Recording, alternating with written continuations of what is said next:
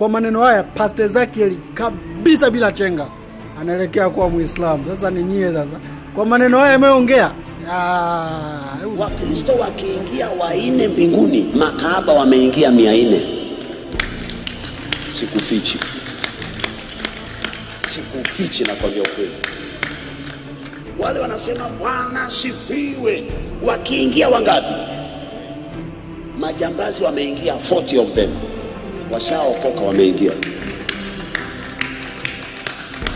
Na mkifika 100, Waislamu waliobadilika wameingia huko, wako 300.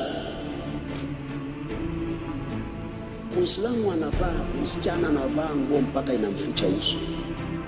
Mama Mkristo anavalisha mtoto wake kanguo kingine kamemshika hivi, msichana wa miaka 16, na mama naye amevaa kanguo kingine hivi, wameenda beach na wako uchi, na baba yao pia ako na kinyasa kingine. Usipojifunza upendo wa kweli kwa Waislamu, sisi Wakristo hatuko sawa. Okay.